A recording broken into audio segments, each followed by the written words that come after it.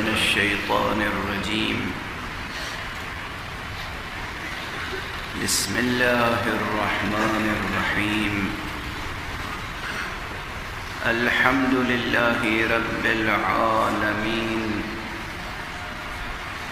والصلاة والسلام على أشرف الخلائق أجمعين، سيدنا وسيد الأولين والآخرين، حبيبنا وحبيب إله العالمين، إمام المرسلين وخاتم النبيين، أبي القاسم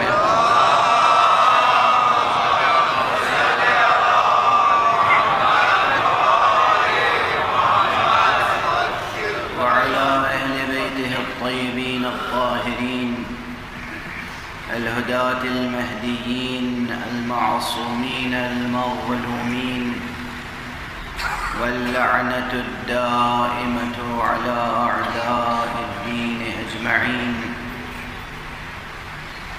أما بعد، فقد قال الله تعالى عز اسمه في محكم كتابه ومتقن خطابه. بسم الله الرحمن الرحيم. الله لا إله إلا هو الحي القيوم، لا تأخذه سنة ولا نوم. صلوات الله.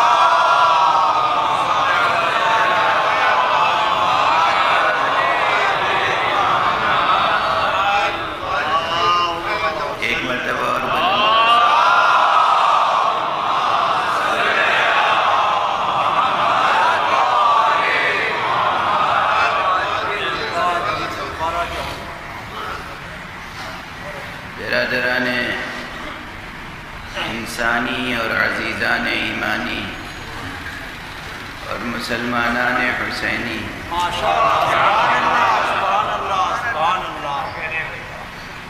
مکتب حضرت ابو عبداللہ الحسین علیہ السلام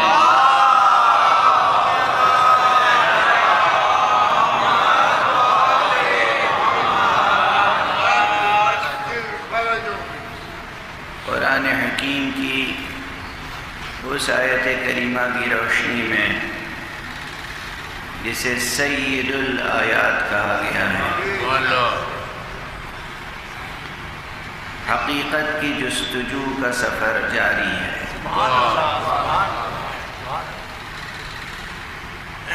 فی الجملہ عنوان گفتگو ہے نظام حق اور قیام حسین۔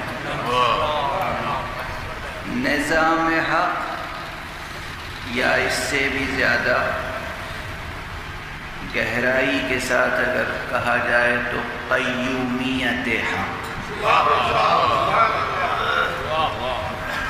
قیومیت حق کا مضمون بے پناہ ہے۔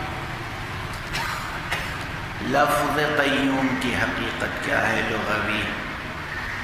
اسم گرامی قیوم کی تعریف کیا ہے؟ گزشتہ روز بات یہاں تک پہنچی تھی کہ ترتیب کلمات کی جو اس آیت کریمہ میں ہے، وہ ترتیب بھی بتاتی ہے کہ الحی القیوم کی جامعیت کتنی ہے۔ اس میں جلالہ اللہ، اور پھر اس کے بارے میں یہ بتایا گیا کہ لا الہ الا اللہ، وہی حقیقت کبریٰ ہے، وہی معبود برحق ہے، اس کے علاوہ کوئی معبود برحق نہیں ہے، اس کے علاوہ کوئی نہیں ہے۔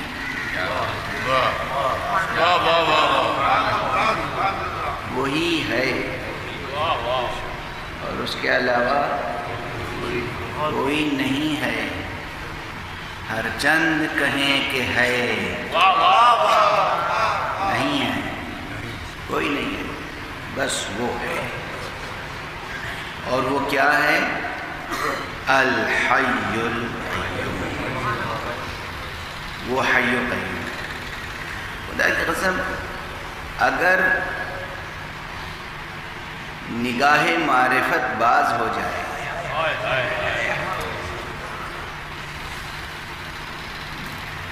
تو اسی فقرے میں کیا کچھ نہیں ہے۔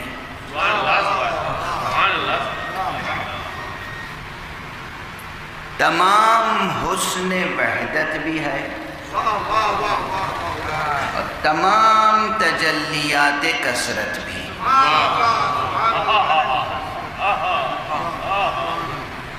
الحی القیوم، مگر چشم بصیرت باز ہونے کی شرط یہ ہے کہ مدارست علم، دراست علم سے گزریں۔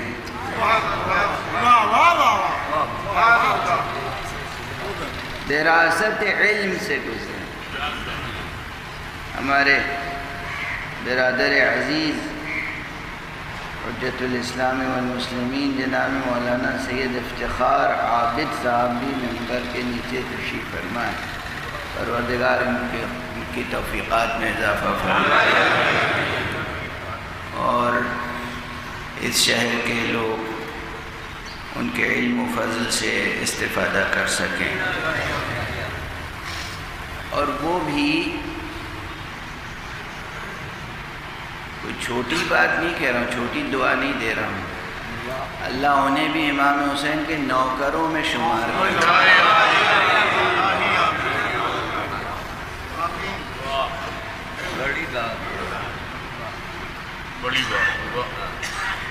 اس کائنات میں ہم جیسے انسانوں کے لیے مقام قاب قوسین و ادنا یہ ہے کہ حسین کے نوکر بنے۔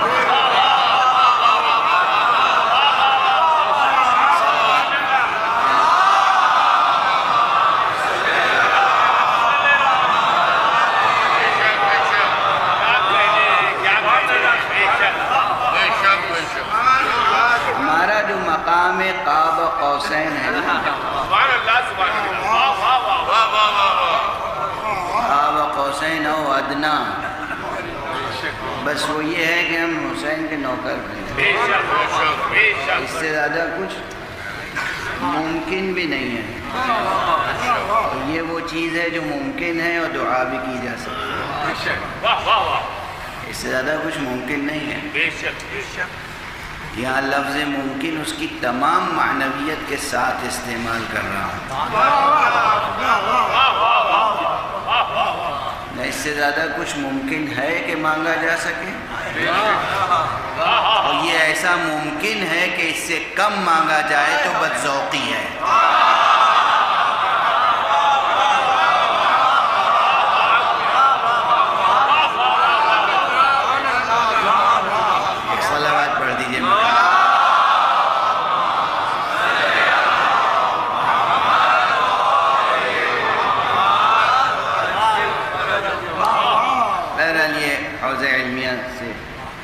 سے فاضل ہو کر تشریف لائے، یہاں مشغول ہیں، تو یہ مکتبی بحث جو ہے وہ ان کے ذوق کی بھی ہے جو کل چھڑ گئی تھی۔ آقا نے کیا فرمایا؟ چشم معرفت کیسے باز ہوگی؟ دراست العلم لقاح المعرفہ، جس قدر علم میں پختہ ہوں گے۔ ایک جملہ اور کہہ دوں، دراست العلم، علم کو سیکھو سکھاؤ، سیکھو سکھاؤ، سبق پڑھو سبق پڑھاؤ، علم حاصل کرو علم دو۔ یہ ایک مشق و ممارست ہے جس کا نام ہے دراست العلم، علم سے رشتہ کٹنے نہ پائے۔ اگر علم سے رشتہ کٹ گیا، طلب علم ہی باقی نہیں رہی، تو باب علم تک پہنچو گے کیسے؟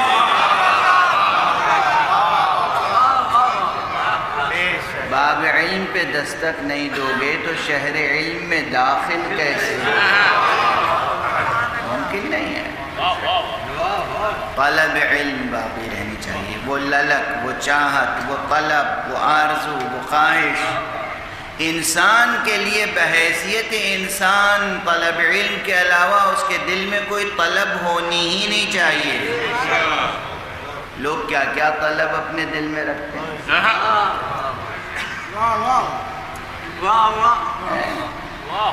انسان بحیثیت انسان، بحیثیت انسان صرف طلب علم اس کے اندر ہونی چاہیے۔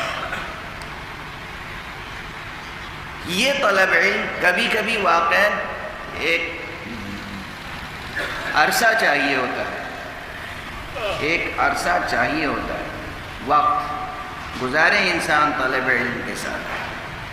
کبھی کبھی یہ بھی ہوتا ہے کہ ایک نشست کافی ہوتی ہے۔ میں اس کا منکر نہیں، کبھی کبھی ایک نشست کافی ہوتی ہے۔ کسی صاحب نفس کے ساتھ ایک صحبت کافی ہوتی ہے، ایک نشست، ایک صحبت، کسی صاحب نفس کی ایک چشم کرم، یہ بھی کافی ہوتا ہے، یہ بھی کافی ہوتا ہے۔ جیسے زمانی فاصلے سمٹ سکتے ہیں، مکانی فاصلے سمٹ سکتے ہیں، ویسے تجربوں کے فاصلے بھی سمٹ سکتے ہیں۔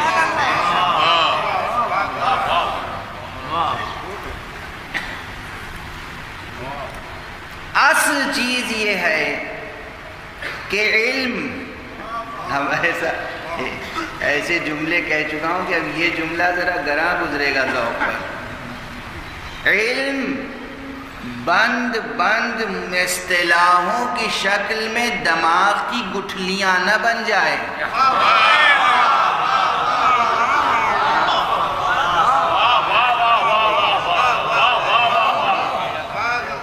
علم تحلیل ہو کر رزق جاں بن جائے۔ یہ علم کے ہضم ہونے کا عمل، علم کے جزو جان بننے کا عمل، یہ اپنی اپنی صلاحیت ہے، اپنی اپنی توفیق ہے، اپنی اپنی ریاضت ہے، اپنی اپنی نیت ہے، ارادہ ہے۔ کبھی برسوں میں یہ کیفیت حاصل ہوتی ہے، کبھی لمحوں میں حاصل ہو جاتی ہے، مگر شرط یہی ہے کہ علم جزو جاں بن جائے تو معرفت کی آنکھیں کھلتی ہیں۔ لفظ علم کا اطلاق انفارمیشن پہ ہوتا ہے، اطلاع، علم، معلومات۔ لفظ معرفت میں صرف انفارمیشن شرط نہیں ہے، صرف اطلاع شرط نہیں ہے، ریکگنیشن شرط ہے۔ اطلاع بھی ہو، پہچان بھی ہو۔ علم اور معرفت، پہلے اطلاع ہوگی پھر پہچان ہوگی، پہلے علم ہے پھر معرفت ہے۔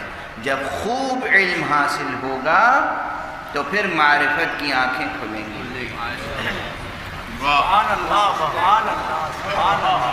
اس جملے کے بعد آقا نے ایک دوسرا جملہ فرمایا تھا، آج اس جملے کو بھی یاد دلا دیں۔ وَطُولُ التَّجَارِبِ زِيَادَةٌ فِي الْعَقْلِ۔ محرم کی مجلس ہے نا، ایک ایک دن امام حسین کا ایک ایک جملہ رٹتے ہوئے جائیے گا،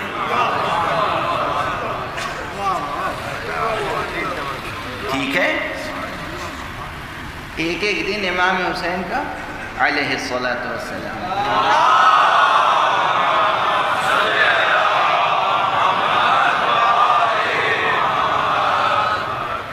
حالانکہ وہ پہلا ہی جملہ اتنا جامع ہے کہ پوری 10 تقریریں اسی پہ ہو سکتی ہیں۔ دراست العلم لقاح المعرفہ، کل عرض کر چکا اس کی جامعیت۔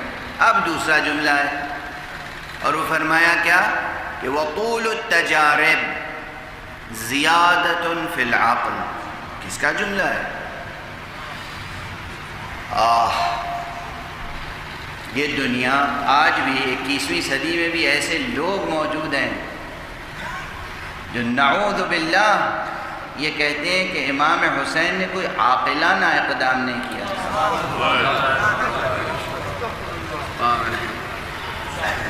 امام حسین نے جی اسی طرح کہتے ہیں. یہی گستاخانہ لفظیں ہیں, یہی کافرانہ لفظیں ہیں, یہی گستاخانہ لفظ ہیں کہ حسین ابن علی نے کوئی عاقلانہ قدم تھوڑی اٹھایا تھا. دنیا کے بڑے بڑے عقلاء حسین کو سمجھا رہے تھے. عبداللہ ابن عباس نے سمجھایا, عبداللہ ابن عمر نے سمجھایا, محمد حنفیہ نے سمجھایا, عبداللہ ابن جعفر طیار نے سمجھایا. ایک فہرست لے کے سامنے آ جاتے ہیں. اتنے لوگوں نے سمجھایا کہ کربلا نہ جائیں, مکے نہ جائیں, مدینے سے خروج نہ کریں. کہنے والے اس تعبیر امام وقت کے خلاف خروج نہ کریں.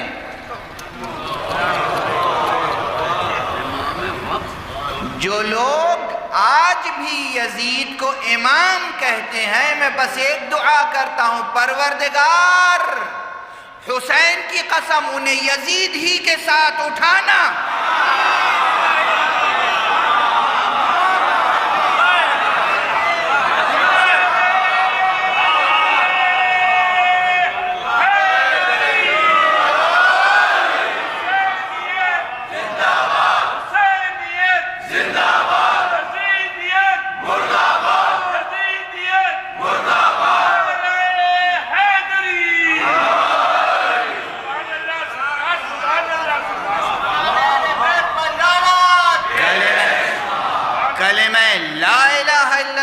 پڑھتے ہیں اور یزید کو امام کہتے ہیں.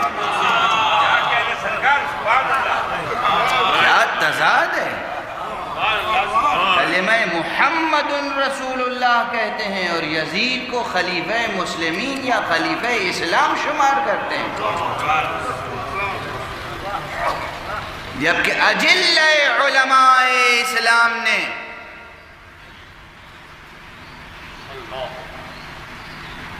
یہ فقرہ کہا ہے کہ ہم یزید کے کفر میں شک نہیں کرتے.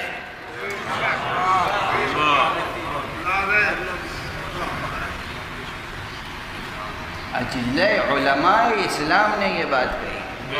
بہرحال اب بھی ہیں جو یہ کہتے ہیں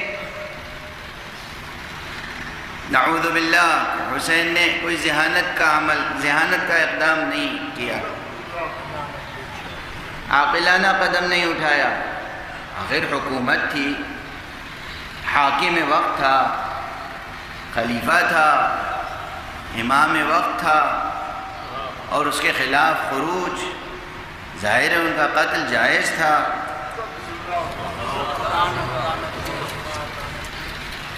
حسین کے قتل کا جواز جس فقہ میں ثابت ہو اس فقہ پر لعنت ضرور بھیجی جائے.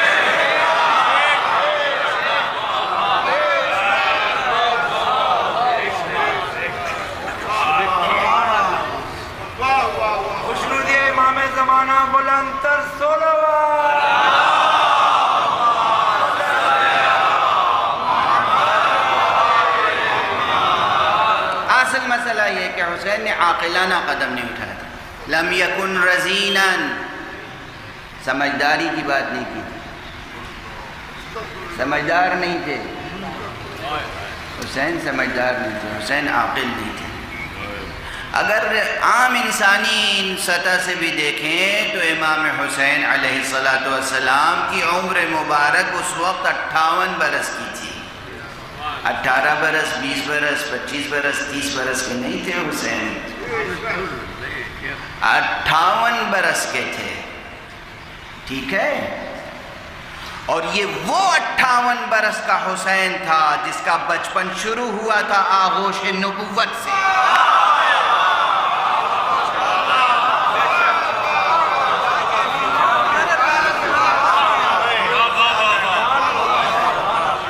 مسئلہ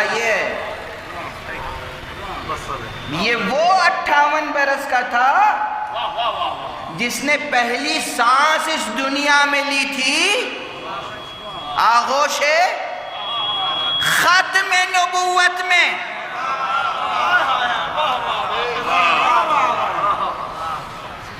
جو ختم نبوت جس کا گہوارہ ہو اس کا شباب کیا ہوگا؟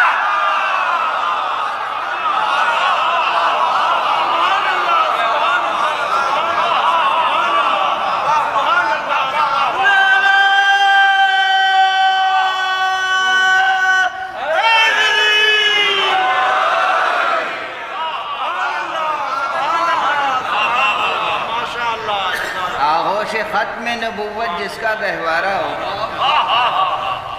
اس کا شباب کیا ہوگا، اس کا بڑھاپا کیا ہوگا؟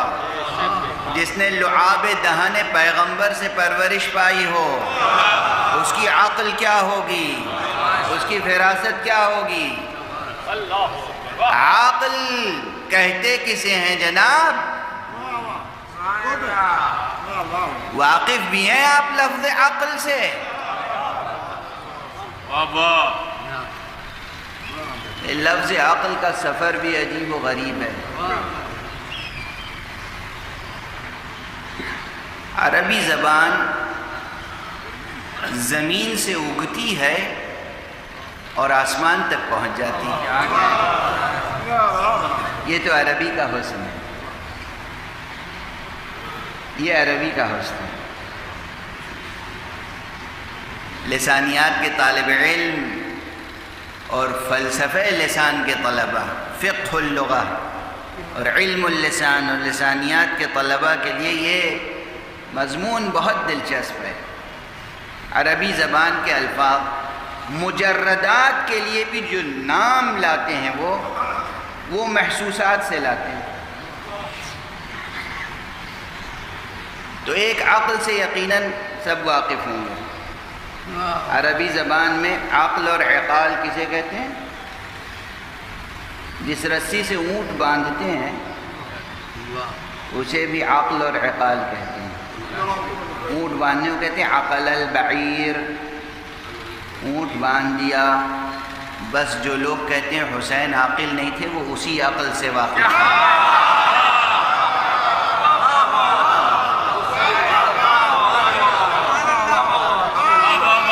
سے آگے ان کی رسائی نہیں ہو سکتی۔ اتنی عقل ان کے پاس ہے اونٹ کھوٹے پہ باندھنے کی۔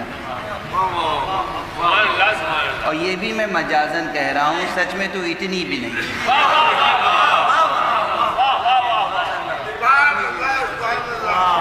حقیقت میں تو اتنی بھی نہیں ہے، چونکہ رسی سے اونٹ جہاں باندھ دیا جاتا ہے تو وہ پھر ادھر ادھر بہکتا نہیں، بھاگتا نہیں۔ اسی طرح یہ وجود انسانی جس قوت کے ذریعے سے کنٹرول ہوتا ہے اس کو عقل کہتے ہیں۔ ٹھیک ہے، یہ لغوی سفر ہے اس کلمے کا۔ اب حکمت میں، فلسفے میں، علم کلام میں، حقیقت میں، منطق میں عقل کسے کہتے ہیں؟ ایک تو ہے عقل فعال۔ عقل فعال، لیکن جب تک ہم علم اور عقل سے آشنا نہ ہوں اس وقت تک یہ بحثیں طے نہیں ہو سکتی نا۔ ایک ہے عقل فعال۔ عقل فعال مفارقات میں سے مجرد ہے، مادی نہیں ہے، تو اس کا تعلق نہ زمین سے ہے، نہ کھوٹے سے ہے، نہ اونٹ سے ہے، نہ اونٹ کی رسی سے ہے۔ عقل فعال مجردات میں سے، مفارقات میں سے۔ اور اگر حقیقت پوچھیں تو عقل فعال کا اطلاق عرفاء نے وجود مبارک و مقدس پیغمبر پر کیا ہے۔ حقیقت محمدیہ عقل فعال ہے۔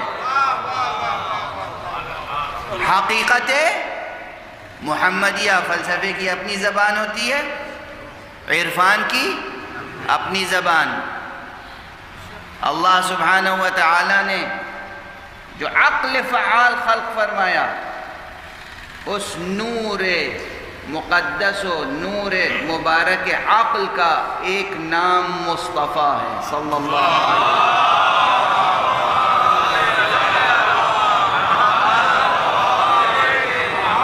اسی لیے وہ حدیثیں ہیں، مختلف تعبیرات ہیں. کہیں فرمایا گیا کہ اول ما خلق اللہ العقل، سب سے پہلے اللہ نے جو چیز خلق فرمائی وہ عقل ہے.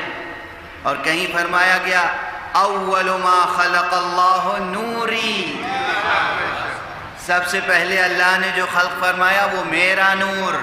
کیا یہ تضاد ہے بیانات میں؟ نہیں، تضاد نہیں ہے. مصطفیٰ ہی کا ایک نام نور بھی ہے، مصطفیٰ ہی کا ایک نام عقل بھی ہے. صلوات پڑھتے ہیں محمد و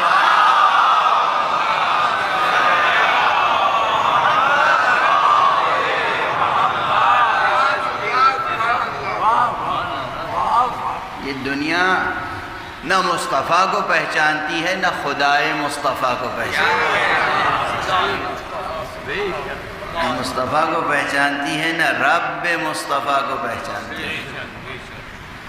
ایک ہے عقل فعال، یہ مادی نہیں ہے. ایک ہے عقل انسانی. یہ عقل انسانی ظاہر ہے کہ انسان کا آغاز کہاں سے ہوا؟ ہم جیسے انسان. ہم جیسے انسان. یہ انسانی عقل انسانی کا دوسرا نام ہے عقل ہیولانی. اب ذرا موٹے موٹے الفاظ استعمال کر رہا ہوں، یوں ہی یاد رکھ لیجئے گا، نوٹ کر لیجئے گا کہیں. یہ صرف اس لیے تاکہ ڈکشنری اٹھا کر دیکھنے کی عادت باقی رہے. دیکھیے، بعض حضرات ڈکشنری اٹھا کے دیکھنا عیب سمجھتے ہیں، سبکی گردانتے ہیں. کتاب اٹھا کے مطالعہ کرنا وہ سمجھتے ہیں کہ یہ ان کی کسر شان ہے ان کے لیے. ارے ہوش کے ناخن نے جو شعراء و ادباء ہیں، ان سے بھی میں عرض کر رہا ہوں کہ جناب والا میر انیس مرزا دبیر علیہ الرحمہ، اللہ ان دونوں کی قبروں کو نور سے معمور کرے. انہوں نے جو خدمت فرمائی ہے، کیا فن تھا، کیا ادب تھا، کیا شعر، کیا جذبہ ہے. آخر عمر تک فنی ریاضت یہ تھی کہ ان بزرگوں کے سرہانے ڈکشنریاں رکھی رہتی تھیں. پورے پورے دورے، یعنی پورا مجموعہ، پورا انسائکلوپیڈیا زبان کا وہ ان کے پاس رہتا تھا. اور ہر وقت لفظ و معنی کی گرہ کشائی کے لیے ڈکشنری کا مطالعہ بھی جاری رہتا تھا. تو کتابوں سے اور ڈکشنریوں سے رشتہ اور رابطہ رہنا چاہیے. عقل انسانی یا عقل ہیولانی، یہ کیا ہے؟ جب انسان پیدا ہوتا ہے تو اس کی عقل کتنی ہوتی ہے؟ ہوتی بھی ہے کہ نہیں ہوتی ہے؟ ہوتی بھی ہے اور نہیں بھی ہوتی ہے. یہ معمہ کوئی مشکل نہیں ہے، ہوتی بھی ہے نہیں بھی ہوتی. فطرت میں ایک چیز ہوتی ہے جسے کہتے ہیں عقل بالملکہ. یہ ایک اور اصطلاح لے لیجیے. اور پھر جو عقل بالقوہ ہوتی ہے وہ کچھ نہیں ہوتی، صفحہ سادہ، کوڑا کاغذ، صفحہ سادہ. اب دنیا کے تجربے شروع ہوتے ہیں اور دنیا کے حقائق کا عکس اس صفحے پر منعکس ہوتا ہے، منطبع ہوتا ہے. تصویریں اترتی چلی جاتی ہیں اور وہ صفحہ تصویروں سے پر ہوتا چلا جاتا ہے، نقش و نگار بنتے چلے جاتے ہیں. تو وہ عقل بالقوہ عقل بالفعل میں بدل جاتی ہے. ٹھیک ہے؟ یہ عقل بالقوہ جب عقل بالفعل میں بدل جاتی ہے تو پھر بھی اس کی دو کیفیتیں ہوتی ہیں. تصویریں آئیں مگر پیش نظر نہیں ہے، استحضار کی کیفیت نہیں ہے، یعنی ایک حقیقت ذہن کے کسی گوشے میں ہے مگر ہر وقت مستحضر نہیں ہے. کام لینا چاہے اس سے عقل یا عاقل تو فوراً کام نہیں لے پائے گا. مثلا استدلال سے گزرنا ہوگا، جستجو سے گزرنا ہوگا، مراحل طے کرنے ہوں گے ذہنی عقلی.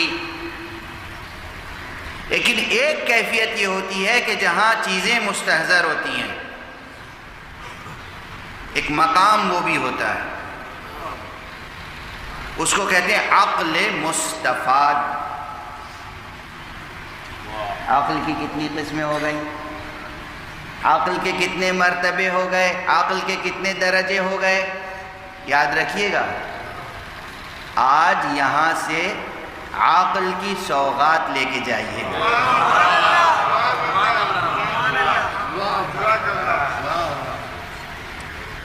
انسانی عقل یا عقل حیولانی یہ ابتدا میں ہوتی ہے عقل بالقوہ، پھر یہ بدلتی ہے عقل بالفعل میں، پھر یہ بن جاتی ہے عقل مستفاد، اور اس کے ساتھ ساتھ ایک ہوتی ہے عقل بالملکہ. عقل حیولانی میں عقل بالملکہ کی کیا حیثیت ہے، یہ بہت نازک بحث ہے. لیکن بہرحال ابتدا میں صفحہ سادہ تھا اور پھر وہ پر ہوتا چلا گیا. یہ کیفیت کس کی ہوتی ہے؟ ایک جملہ کہنے دیجئے. یہ ہر اس بچے کی کیفیت ہوتی ہے جو غیر معصوم رحم سے غیر معصوم آغوش میں آتا ہے.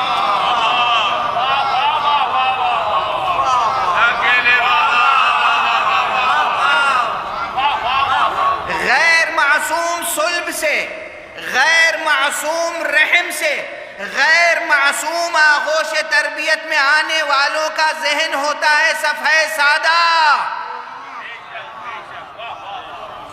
لیکن معصوم صلب سے، معصوم رحم سے، معصوم آغوش میں آنے والا صفحہ سادہ نہیں ہوتا، وہ آغوش میں بھی قرآن پڑھتا ہوا نظر آتا.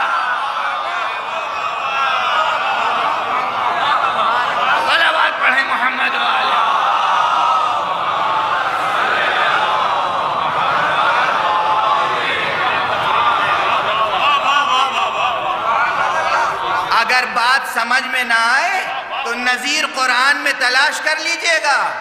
ہر پیدا ہونے والا بچہ گفتگو نہیں کرتا، مگر مریم کا بچہ ہو تو گفتگو کرتا ہے.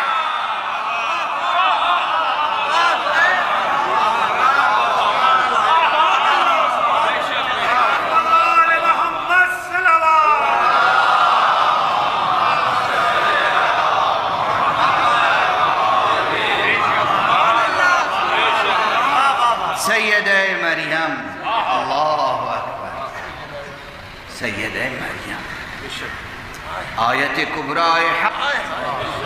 مریم معمولی مرتبہ ہے؟ کوئی سیدہ مریم کا بچہ ہو، ابن مریم ہو کوئی،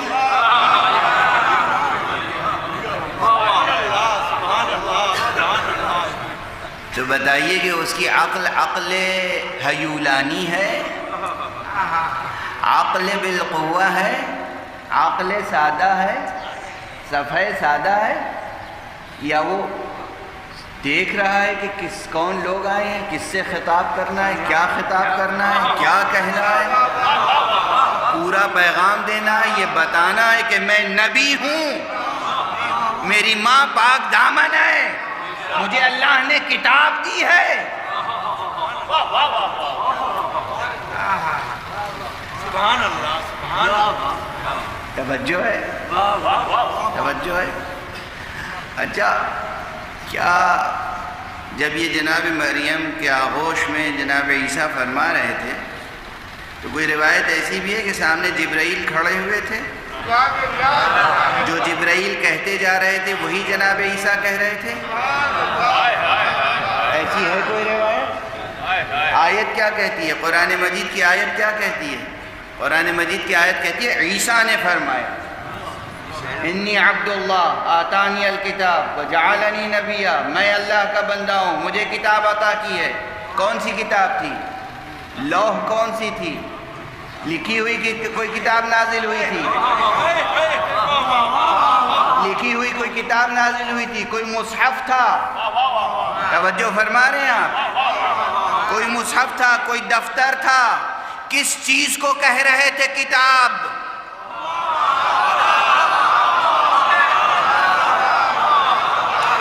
کس شے کو کہہ رہے تھے کتاب؟ کس شے کو کہہ رہے تھے کتاب؟ اگر یہاں سمجھ میں آ جائے کہ کتاب کسے کہا جاتا ہے تو پھر کتاب مبین کے معنی واضح ہو جائے۔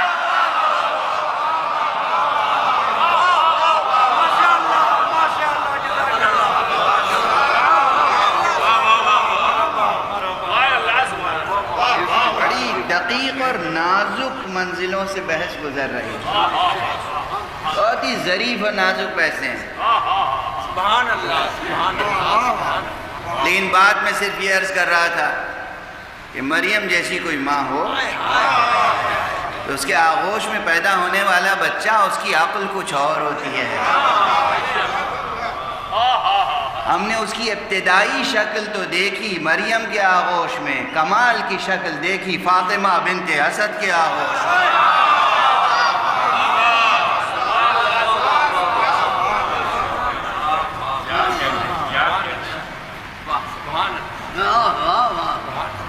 یہ وجودات، اچھا جناب مریم کے آغوش میں آنے والا بچہ اگر حضرت عیسیٰ جیسا ہوگا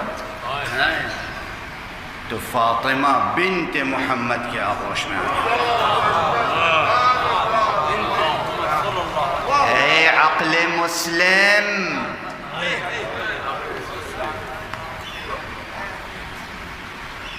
کیا ہو گیا ہے تجھے؟ کس کو کہہ رہا ہے سمجھدار نہیں تھے؟ حسین سمجھدار نہیں تھے، حسین نے عاقلانہ قدم نہیں اٹھایا۔ فاطمہ بنت محمد کا بیٹا، اور وہ بھی وہ بیٹا جسے محمد نے خود کہا ہو یہ میرا بیٹا ہے۔ اس کے لیے مسلمان کہتا ہے عاقلانہ قدم نہیں اٹھایا تھا، سمجھداری کا کام نہیں کیا تھا۔ سمجھ لیں، آپ کی سمجھداری اسی سے پتہ چل جاتی ہے۔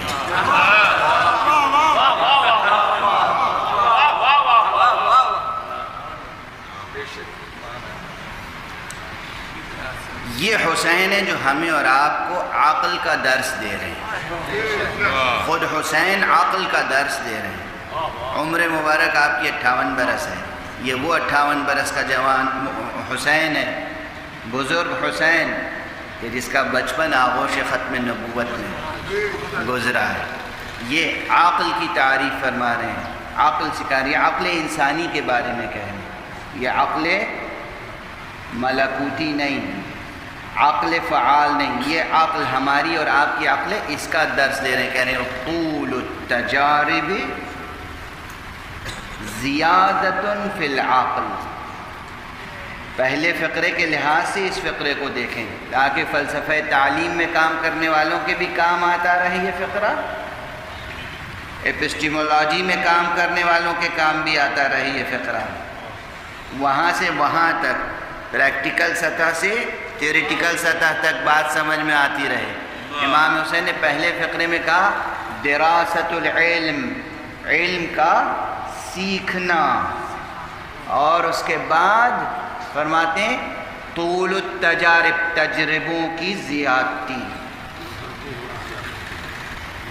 مسلسل تجربہ، مسلسل تجربہ، مسلسل تجربہ عقل میں اضافے کا باعث ہوتا ہے۔ یہ سبق کون بتا رہا ہے؟ عقل کا سبق کون بتا رہا ہے؟ انسانی عقل کی بات. اور اس کے بعد ایک فقرہ جو اس خطبے کا نہیں ہے وہ بھی عرض کر دوں. عقل ہی کے تعلق سے چونکہ ہے اس لیے یہ بھی یاد کر لیجئے گا اور آج کی مجلس کے تبرک کے طور پہ لے جائیں گے. یہ آج کی مجلس کا تبرک ہے. صلوات پڑھیے محمد.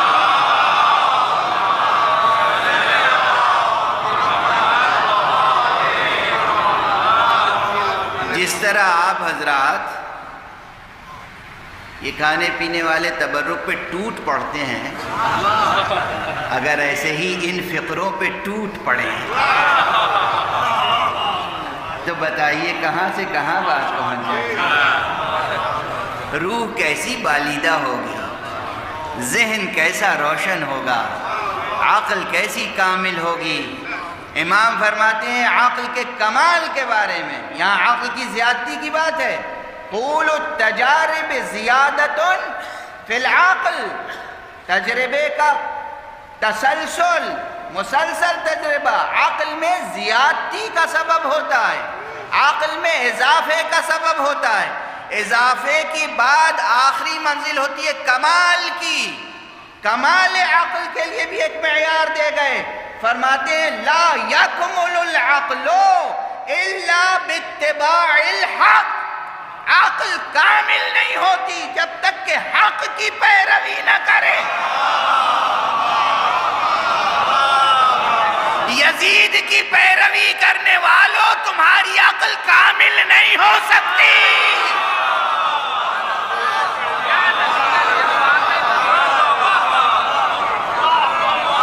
حق کی پیروی کرو، حق کی پیروی کرو، حق کی پیروی. اور یہ سبق حسین سے سیکھو. فرماتے لا یکمل العقل الا باتباع الحق. عقل کامل نہیں ہو سکتی مگر حق کے اتباع سے. حق کی پیروی کرو تو عقل کامل ہوگی. جب عقل کامل ہوگی تو پھر الحی القیوم کی تجلیوں کے لائق ہوگی. اب سمجھ میں آئے گا اسماء الہیہ کا وہ نورانی عالم. وہ تب سامنے آئے گا کہ الحی کی کیفیت کیا ہے، کہ معنویت کیا ہے، القیوم کی معنویت کیا ہے. کل میں نے گزارش کی تھی کہ یہ فقرہ آیت الکرسی میں جہاں پر آیا یہ اس بنیادی موضوع میں دلیل و برہان کے طور پہ آیا. وحدانیت حق اور معبودیت حق. معبودیت کا انحصار، خدا کے علاوہ، اللہ کے علاوہ کوئی مستحق عبادت نہیں ہے. کیوں نہیں ہے؟ اس لیے کہ وہی حی ہے اور وہی قیوم ہے. قیوم کے معنی اگر آپ دیکھیں تو ڈکشنری میں نے عرض کیا تھا کہ قیوم کے معنی ایک فہرست ہے. مثلا القائم، الحافظ لکل شیء، یہ بھی ایک معنی ہے. یہ بھی ہے القیوم الذی لا بدء له، وہ کہ جس کی کوئی ابتدا نہ ہو. اچھا لفظ قیوم میں روٹ ورڈ میں یہ ابتدا کے نہ ہونے کا مفہوم کہاں سے آیا؟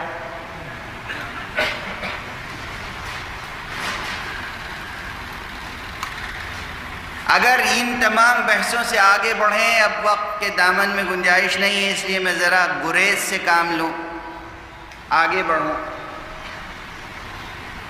تو دو فقرے جو پہلی مجلس میں بھی گزارش کر چکا ہوں جو عام طور پہ ترجمے سے سامنے آ جاتے ہیں اگرچہ پوری معنویت کے ساتھ سامنے نہیں آتے، کہ القیوم سے مراد وہ ہے کہ جو قائم بالذات ہو، جو خود کسی اور پر انحصار نہ کرتا ہو، جو خود کسی اور پر تکیہ نہ کرتا ہو، جو خود کسی اور پر منحصر نہ ہو، وہ خود ہے اور ساری چیزیں اس پر منحصر ہیں۔ یہاں پر امیر المؤمنین علی ابن ابی طالب علیہ السلام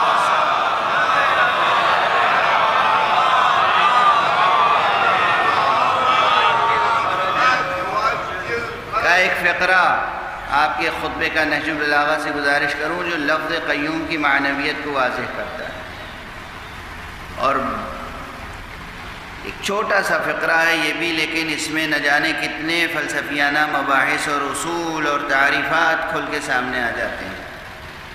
فرماتے ہیں کل قائم فی سواہ معلول،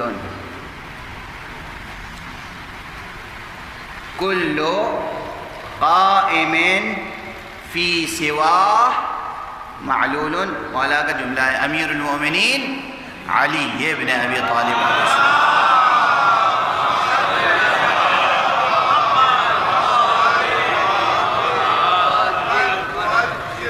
فرماتے ہیں ہر وہ شے جو کسی اور پر قائم ہو وہ معلول ہے، یہ مان لینا چاہیے کہ وہ معلول ہے، وہ خود علت اپنی نہیں ہے،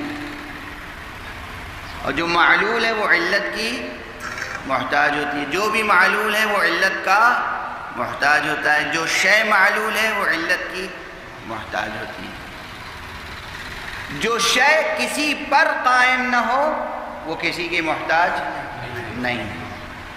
القیوم کا مفہوم یہ ہے کہ یہ خود قائم بالذات ہے اور تمام کائنات کا سنبھالنے والا ہے۔ کائنات میں انواع و اقسام کے وجودات ہیں، موجودات ہیں، ہر قسم کے وجود کا سنبھالنے والا یہی ایک ہے۔ اس کے معنی ہے کہ تمام کمالات حیات اسی میں موجود ہیں، جو میں 2 روز سے یہ فقرہ مکرر عرض کر رہا ہوں کہ تمام کمالات حیات موجود ہے ذات حق سبحانہ و تعالی۔ یہ ذات حق ہے جو اس پورے نظام ہستی کو سنبھالے ہوئے بلا فصل کوئی نہیں ہے سنبھالنے والا سوائے اللہ کے۔ نظام ضرور اس نے بنایا ہے۔ روشنی دینے والا کون ہے؟ اللہ۔ نظام یہ بنایا ہے کہ دن میں سورج کے ذریعے سے روشنی ملے گی،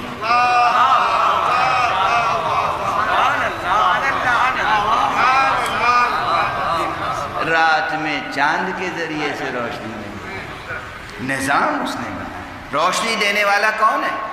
اب اگر مسلمان کہے روشنی دینے والا سورج ہے،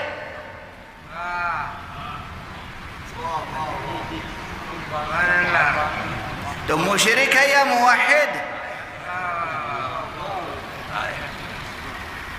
مشرک ہے یا موحد؟ وہ کہے کہ رات کے وقت ہمیں روشنی ملتی ہے چاند سے، یہ شرک ہے یا توحید؟ یہ سچ ہے یا جھوٹ؟ یہ قضیہ صادقہ ہے یا کاذبہ؟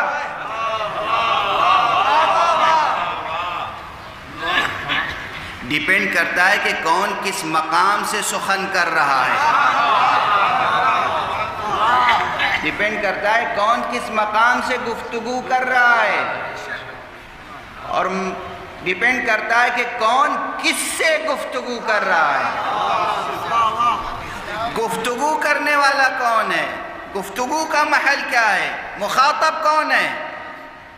یہی جملہ کہ سورج روشنی دیتا ہے درست ہے، صحیح ہے، سچ ہے، ایمان کی بات ہے، اور یہی جملہ کہ سورج روشنی دیتا ہے غلط ہے، جھوٹ ہے، کفر کی بات ہے۔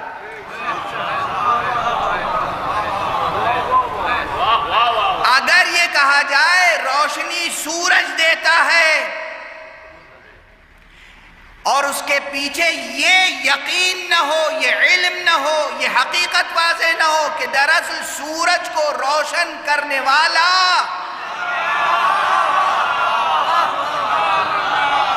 کوئی اور ہے۔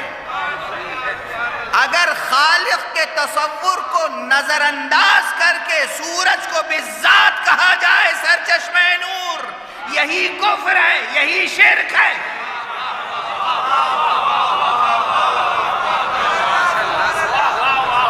یہی شرک ہے۔ مگر اگر یہ معلوم ہے کہ کائنات کا خالق ہے، مگر عام طور پر ہم گفتگو کرتے ہیں کہ بھئی سورج ہے، روشنی ملے گی، روشنی لینی ہو تو سورج میں نکل کے بیٹھو، روشنی چاہیے تو سورج میں بیٹھو، باہر نکل کے براہ راست توجہ ہے تو یہ شرک کی دعوت نہیں ہے۔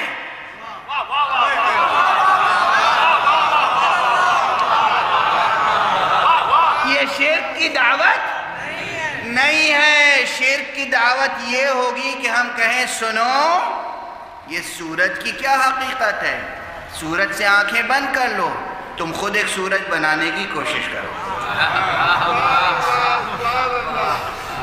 اچھا تو بنا لو، پھر بنا لو سورج، ہم دیکھتے ہیں سورج تمہارا کیسا روشن ہوتا ہے۔ بناؤ سورج، لاکھ بناؤ بن نہیں پائے گا۔ بنا لو چاند، نہ سورج بن سکے گا نہ چاند، اندھیرے میں گھٹ کے مر جاؤ گے۔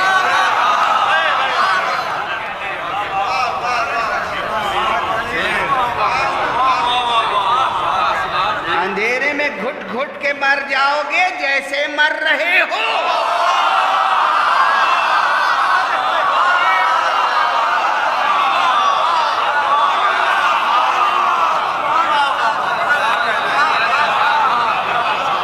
خالق ہے وہ حی و قیوم، نور دینے والا وہی ہے۔ اللہ نور السماوات والارض، وہی آسمانوں اور زمین کا نور ہے، مگر اس نے نظام بنایا ہے۔ اس کی قیومیت کا اقتضا یہ ہوا کہ سورج کو نور کا سرچشمہ بنائے۔ سورج جب پردہ غیب میں چلا جائے تو چاند کو سورج کے نور کے ذریعے سے روشن کر کے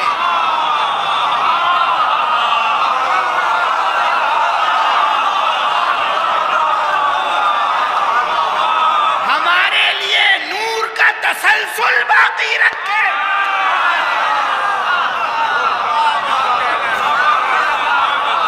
ہمارے لیے نور کا تسلسل باقی رکھے، جیسے اس نور مادی کے لیے حضرت حق نے یہ انتظام کیا، اس حی و قیوم نے یہ انتظام کیا۔ دن ہوگا تو سورج ہوگا، جب دن نہیں ہوگا سورج پردہ غیب میں چلا جائے گا تو چاند ہوگا جو سورج کی روشنی تم تک پہنچائے گا۔ اسی طرح نور حقیقت کو کہا محمد کے ذریعے سے ہدایت دیں گے، جب محمد نہ ہوں گے تو علی کے ذریعے سے دیں گے۔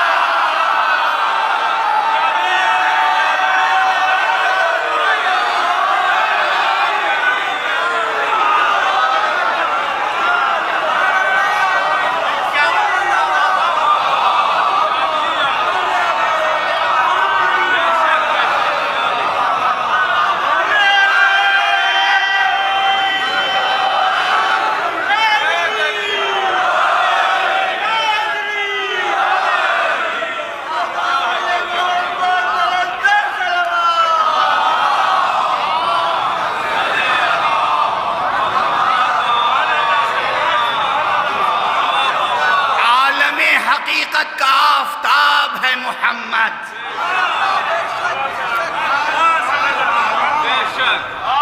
یہ عالم خاکی کا آفتاب یہ ہے، عالم حقیقت کا آفتاب ہے مصطفیٰ صلی اللہ علیہ وآلہ۔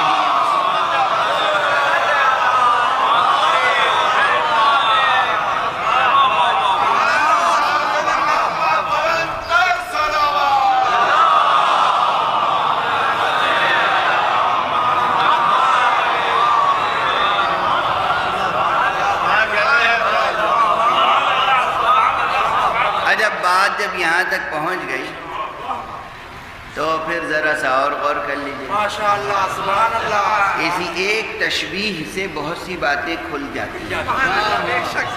اگر آپ کو یاد ہو تو اس فقیر کا ایک جملہ تھا کہ ختم نبوت کا راز کیا ہے معلوم ہے؟ ختم نبوت کا راز یہ ہے کہ حقیقت نبوت منحصر ہے ذات محمد میں صلی اللہ علیہ وآلہ.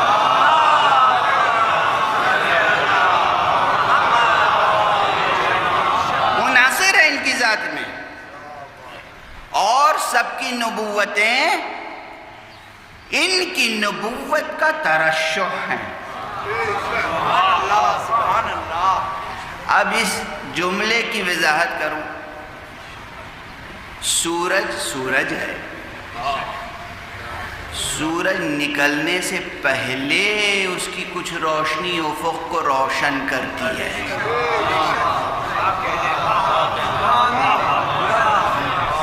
کبھی ایک کرن نمودار ہوتی ہے اور وہ عمودی ہوتی ہے، پھر کچھ کرنیں ہوتی ہیں وہ افقی ہوتی ہیں، یعنی قسطوں میں فجر طلوع ہوتی ہے، پھر سورج طلوع ہوتا. افق پر آفتاب کے آنے سے پہلے آفتاب کی کرن آتی ہے.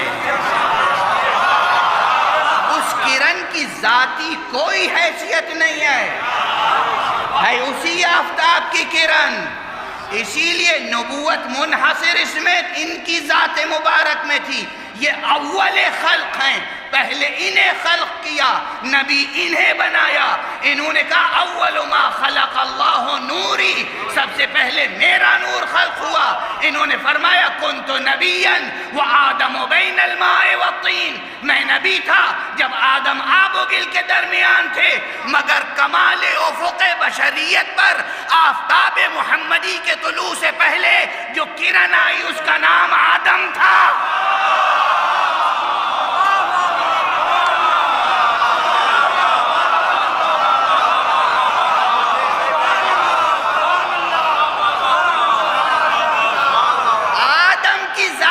کوئی حیثیت نہیں ہے، ایک شعاع مہر محمدی ہے.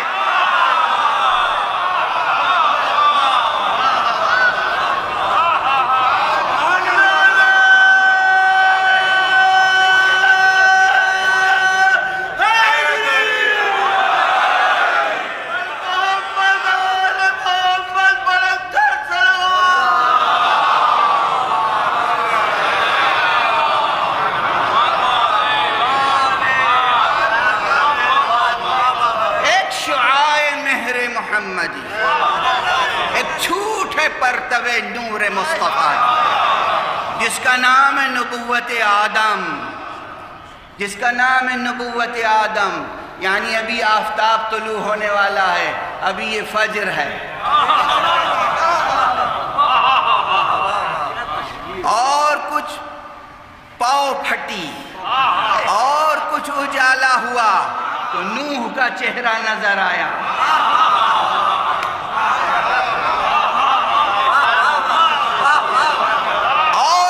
روشنی ہوئی، موسیٰ آئے، عیسیٰ آئے، اور اس کے بعد جب نور مصطفیٰ سامنے آیا تو پھر حقیقت کا یہ سورج پورے عالم حقیقت کو جگمگاتا رہا.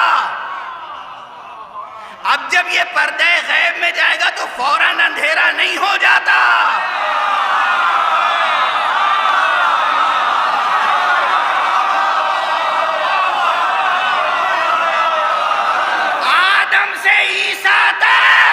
فجر کی روشنی تھی اور علی سے مہدی تک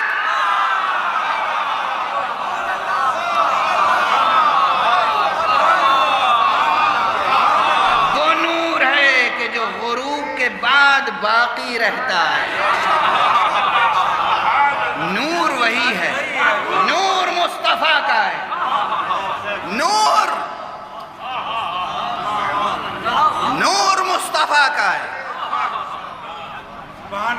لیکن یہ نور وہیں ملے گا جہاں نظام حق نے، اس حی و قیوم نے اس نور کا وسیلہ جسے بنایا ہے۔ اگرچہ یہ تشبیہ کوتاہ ہے، اب جو عرض کر رہا ہوں یہ تشبیہ کوتاہ ہے، یہ مثال کوتاہ ہے، مگر پھر بھی صبر کر لیجئے۔ سورج ڈوبنے کے بعد بہت سے ستارے ہوتے ہیں، ان ستاروں سے زمین روشن ہو جاتی ہے۔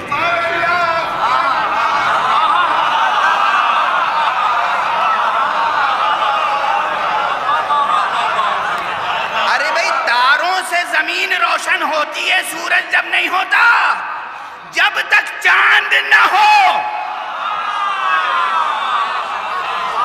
چاندنی سے محروم رہیں گے، اس لیے سورج کی نیابت بدر کرتا ہے، سورج کی نیابت قمر کرتا ہے، جسے قرآن نے کہا بسم اللہ الرحمن الرحیم والشمس وضحاها والقمر اذا تلاها، قسم ہے سورج کی اور اس کی روشنی کی، اور قسم ہے چاند کی جب سورج کے پیچھے پیچھے چلا۔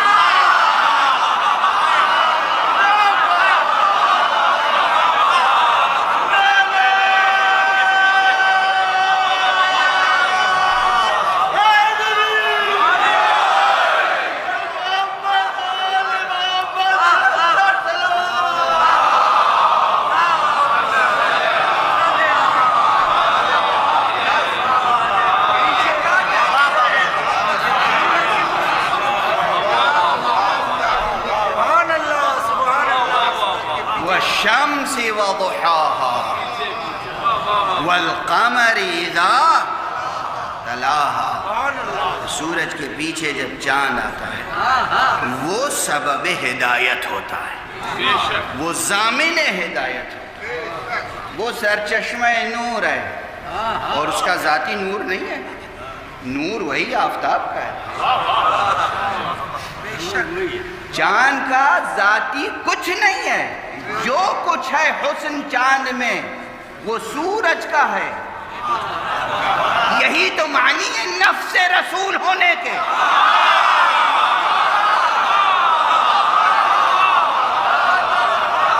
ہم کب کہتے ہیں علی کوئی شے ہے؟ علی کچھ نہیں ہے، کچھ نہیں ہے، علی کچھ نہیں ہے، علی نفس رسول ہے۔ صلوات پڑھ دیجئے محمد۔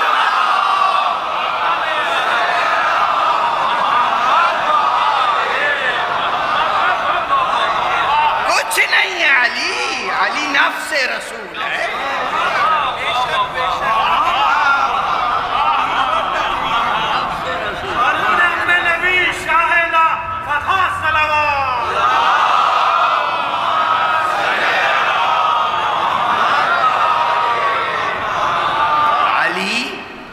نفس رسول ہے، اسی لیے یہ نہ کہیے گا، ابھی سمجھانے کے لیے میں نے کہہ دیا علی کچھ نہیں ہے، ورنہ علی علی ہے۔ میں نے سمجھانے کے لیے کہا تھا علی علی ہے، علی علی علی علی ہے، اتنا بلند، علی یعنی بلند، علی یعنی بلند، اتنا بلند ہے کہ اس کے لیے کوئی تشبیہ مل نہیں سکتی،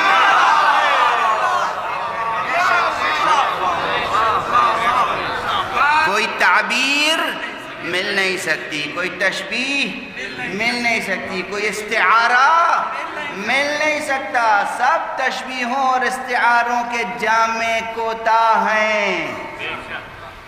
اس قدر رعنائے حقیقت کبریٰ پر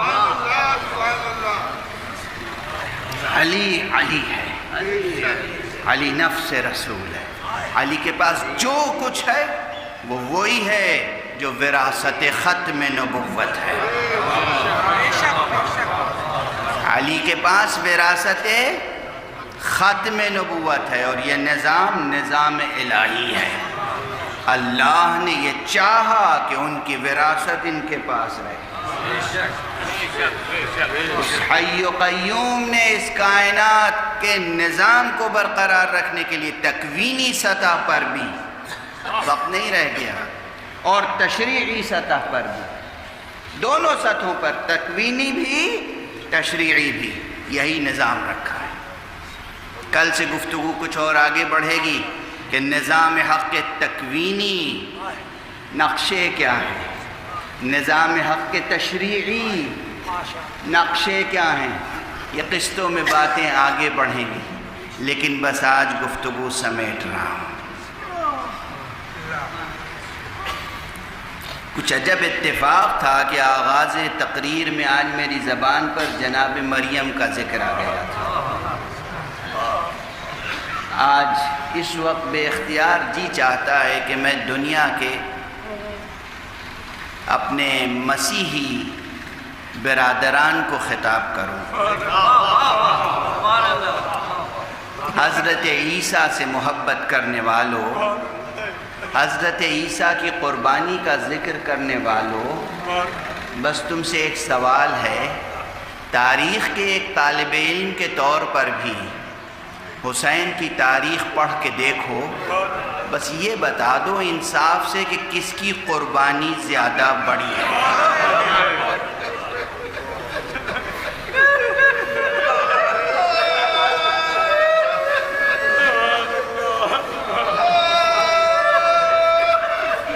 میرے بھائیوں، صرف تم ہی حضرت عیسیٰ کا کلمہ نہیں پڑھتے، ہم بھی پڑھتے ہیں، ہم بھی عیسیٰ کو روح اللہ کہتے ہیں، ہم بھی حضرت عیسیٰ کا احترام کرتے ہیں۔ احترام چھوٹا لفظ ہے، ہم حضرت عیسیٰ کی نبوت، ہم حضرت عیسیٰ کو معصوم کہتے ہیں، ہم حضرت مریم کو معصومہ کہتے ہیں۔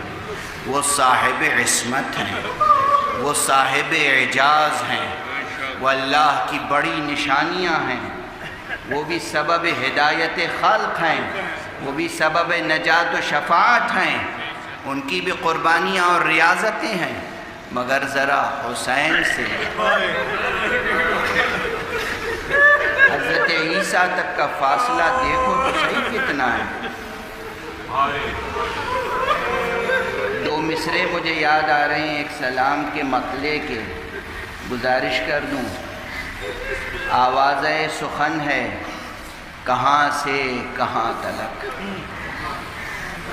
آواز سخن ہے کہاں سے کہاں تلک، گہوارہ مسیح سے نوکے سنا تلک۔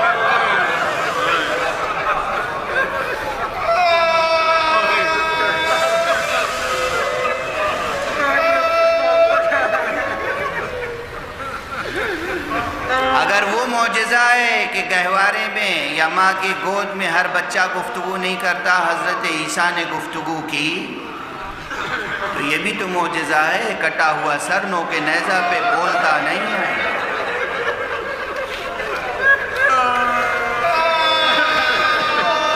دیکھو تاریخ کے کانوں میں حسین کی تلاوت گونج رہی ہے۔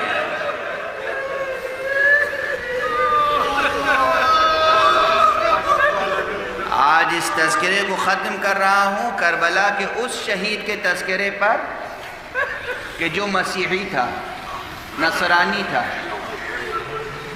جب سرکار سید الشہداء مکے سے چلے، کربلا کے راستے میں ایک منزل پڑی، منزل ثعلبیہ۔ منزل ثعلبیہ پہ آپ نے دیکھا، آپ کا طریقہ یہ تھا سرکار سید الشہداء کا کہ جہاں جو ملتا تھا امر بالمعروف نہی عن المنکر کرتے ہوئے آگے بڑھتے تھے، نظام حق سے آشنا کرتے ہوئے آگے بڑھتے تھے، حق کی طرف دعوت دیتے ہوئے آگے بڑھتے تھے، برائیوں سے روکتے تھے، اچھائیوں کا حکم فرماتے تھے، ایک ایک کو اپنی نصرت کے لیے طلب کرتے تھے اور بتاتے تھے کہ دیکھو ہم حکومت قائم کرنے کو نہیں جا رہے ہیں، ہم شہید ہونے جا رہے ہیں۔ مدینے سے لے کر کربلا تک جتنے خطبے ہیں سرکار سید الشہداء کے، کہیں آپ نے وعدہ نہیں کیا کہ ہم حکومت قائم کریں گے، ہمارے ساتھ چلو۔ ہر جگہ کا ہے، جسے شہید ہونا ہو ہمارے ساتھ آ جائے۔ تاریخ ہے، خطبے موجود ہیں سرکار کے۔ کسی سے یہ نہیں کہا تھا آ جاؤ چلو تمہاری دنیا سنور جائے گی، نہیں۔ منزل ثعلبیہ پر دیکھا ایک خیمہ لگا ہوا ہے، خود تشریف لے گئے، اللہ اکبر، کسی اور کو نہیں بھیجا، خود تشریف لے گئے۔ دیکھا ایک بوڑھی، ایک ضعیفہ بیٹھی ہوئی ہے، کہا یہ کس کا خیمہ ہے؟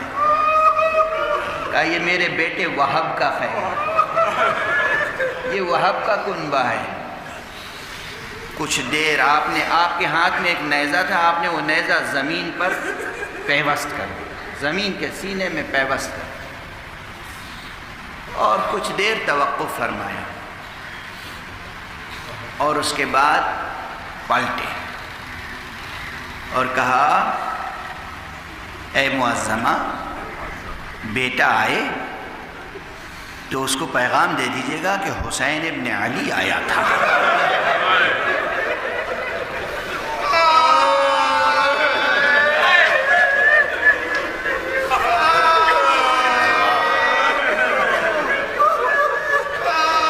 دستے ادب جوڑ کے ایک جملہ عرض کر رہا ہوں، حسین کی حیثیت اس وقت معلوم ہے کیا تھی؟ مسلمانوں کے لیے نہیں، عیسائیوں کے لیے بھی، بلکہ کرۂ ارض پر کسی کے لیے بھی یہ بتانے کی ضرورت نہیں تھی حسین ابن علی کون ہے۔ بھئی یہ کہہ دیجئے گا حسین ابن علی ہے، اور کہا ہے کہ میرے پاس آ جاؤ، مجھ سے ملنے آ جاؤ۔ یہاں پر بعض مورخین نے، بعض تذکرہ نگاروں نے ایک معجزہ بھی ذکر کیا ہے۔ یہ عربستان اور یہ حجاز سے لے کر عراق تک کی زمین سب بنیادی طور پر بے آب و گیا ہے۔ منزل ثعلبیہ بھی کوئی ایسی منزل نہیں تھی کہ جہاں پر پانی کی توقع ہو، اور وہب غالباً اس وقت گئے بھی تھے پانی کی تلاش میں، اسی لیے خیمے میں خود موجود نہیں تھے، دور دور تک جا کے پانی کی جستجو کرنی پڑتی تھی۔ جہاں امام نے نیزہ چبھویا تھا، جب آپ نے نیزہ نکالا ہے تو پانی کا چشمہ پھوٹ پڑا۔ یہ حسین ہے، یہ ہے وہ حسین جن کے خیمے میں 7 محرم سے الاتش الاتش کیا گیا۔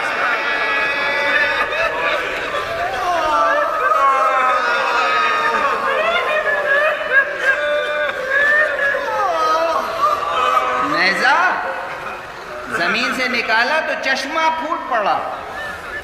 یہ معجزہ ہے، زندہ معجزہ۔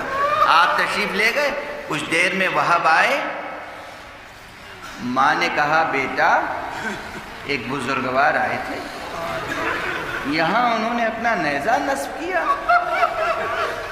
اور کچھ دیر تمہارا انتظار کیا، پھر کہہ کے چلے گئے کہ حسین ابن علی آئے تھے، اور نیزہ نکالا تو دیکھو یہاں پانی کا چشمہ فوارے کی شکل میں جوش مار رہا ہے۔ وہب نے فوراً خیمہ سمیٹا،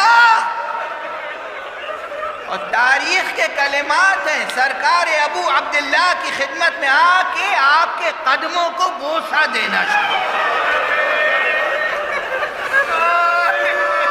اپنی آنکھیں قدموں پہ مل رہے ہیں، پیشانی قدموں پہ مل رہے ہیں، بوسہ دے رہے ہیں۔ آپ نے شرف بخشا تھا، فرزند رسول آپ نے طلب کیا ہے، ہم آ گئے۔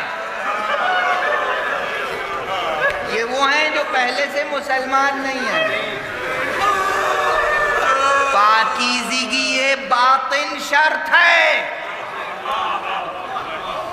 نظام حق کا حصہ بننے کے لیے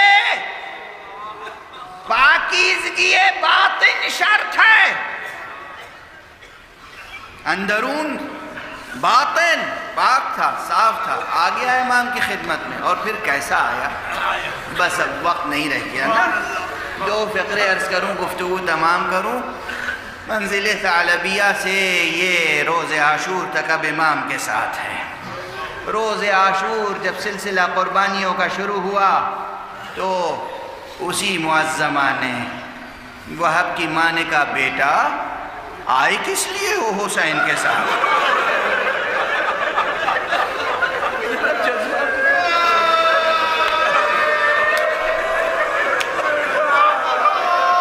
دیکھ رہے ہو ایک ایک جا رہا ہے صحابی، آقا پر جان نثار کر رہا ہے، تم ابھی خیمے میں ہو۔ عجب کشمکش ہے۔ یہ وہب وہ ہیں کہ جن کی ابھی چند روز قبل شادی ہوئی تھی، نئی نویلی دلہن ساتھ میں تھی، ماں کہہ رہی ہے جاؤ، دلہن روک رہی ہے، زوجہ روک رہی ہے، وہب کیسے جائے؟ ایک مہذب انسان ہے، ایک مہذب انسان ہے، ایک شریف انسان، ایک کریم انسان، بیوی کی قدر جانتا ہے، ماں کی قدر پہچانتا ہے، حفظ مراتب سے واقف ہے، امام کی بھی قدر جانتا ہے، جان نثاری کرنا چاہتا ہے، نور ایمان سے اس کا سینہ منور ہو چکا ہے، اس لیے کسی کا دل توڑ کے نہیں جانا چاہتا، جھڑک کے نہیں جانا چاہتا، سب کی رضا لے کے جانا چاہتا ہے، سب کو ایک مزاج میں ڈھال کے جانا چاہتا ہے۔ اچھے لوگ وہ ہوتے ہیں جو مزاج حق میں بیوی بچوں کو بھی ڈھال دیتے ہیں۔ یہ وہب ہے۔ وہب کی اس کی بیوی سے گفتگو ہوتی رہی، یہاں تک کہ بیوی نے کہا اچھا جانا ہی ہے تو مجھے لے کے آقا کی خدمت میں چلو۔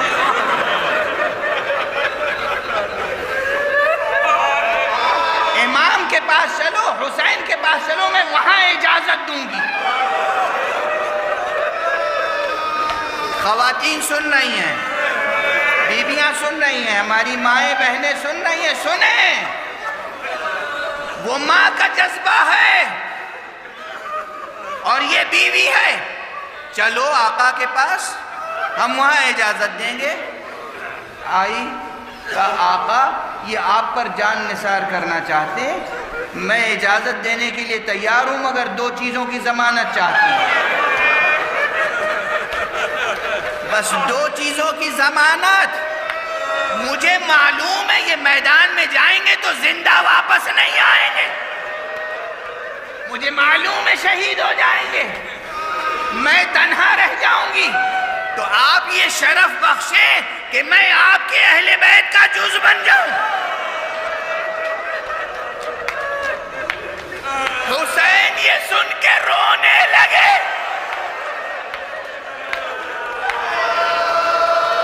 حسین اس بیوی سے کیسے کہیں کہ ہماری شہادت کے بعد اہل حرم اسیر ہوں گے؟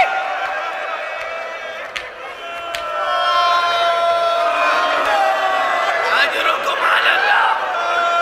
ایک ضمانت یہ کہ ہمیں آپ کے اہل بیت میں شامل کر لیا جائے، اس حلقے میں داخل ہو جاؤں، اور دوسری شرط یہ ہے کہ جب یہ روز قیامت بہشت میں جائیں تو مجھے ساتھ لے کے جائیں۔ کیا یقین ہے اس بیوی کا، کیا یقین ہے اس بیوی کا۔ امام حسین نے گریہ فرماتے ہوئے دونوں باتوں کی ضمانت خود لی، تو میرے اہل حرم میں شامل رہے گی، انشاءاللہ بہشت میں جائے گی۔ وہب گئے، جنگ کرنا شروع کی، بے پناہ جنگ کی۔ ایک شقی نے وہب کا ایک شانہ قلم کر دیا۔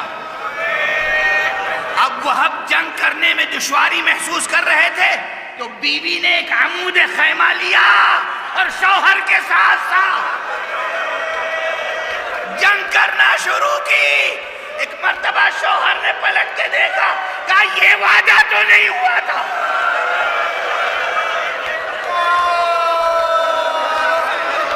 کیا کر رہی ہو؟ میں جنگ کر رہا ہوں۔ کہا تم نے سنا نہیں؟ حسین کی آواز بلند ہے، حل من ذاب یذب عنا اہل البیت، ارے کوئی ہے جو ہم اہل بیت کی طرف سے دفاع کر۔